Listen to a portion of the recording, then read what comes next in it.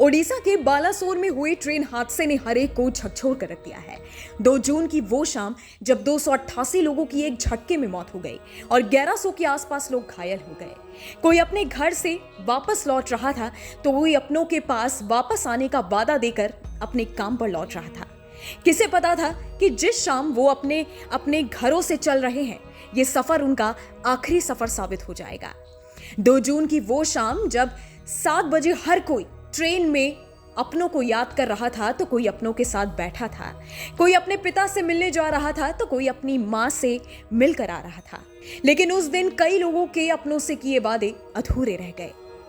Media reports के मुताबिक Odisha train हादसे के दौरान जब एनडीआरएफ के बचाव कर्मी लोगों को निकालने में लगे थे तब उन्हें एक डायरी मिली।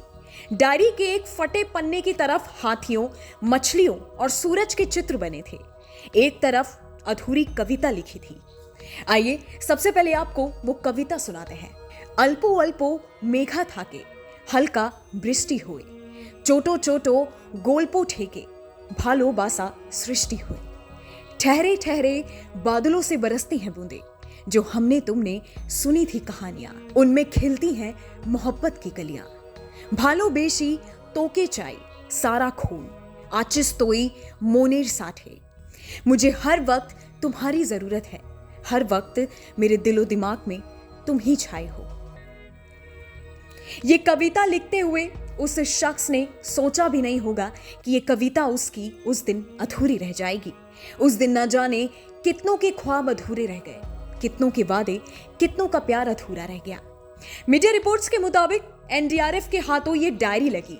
इस डायरी के पन्ने फटे थे, जिधर हाथियों, मछलियों की तस्वीरें बनी थी, सूरज की तस्वीरें बनी थी, फूलों की तस्वीरें बनी थी और एक तरफ अधूरी कविता लिखी थी। कहा जा रहा है कि इसे लिखने वाला शायद ये कविता अपनी प्रेमिका के लिए लिख रहा होगा और तभी ये हादसा हो गया। लिखने वाला जिंदा है या नहीं है, इस बात का पता अभी नहीं चल पाया है।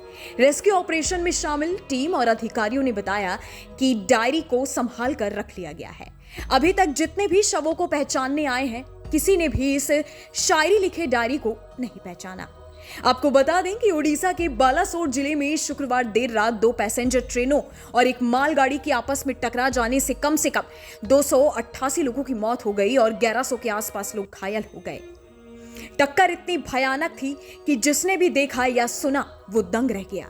रेल मंत्री ने इसके बाद बयान देते हुए कहा था कि रेलवे सुरक्षा आयुक्त ने मामले की जांच की है और जांच रिपोर्ट आने दीजिए, लेकिन हमने घटना के कारणों और इसके लिए जिम्मेदार लोगों की पहचान कर ली है। यह इलेक्ट्रॉनिक इंटरलॉकिंग में बदलाव के कारण हुआ है।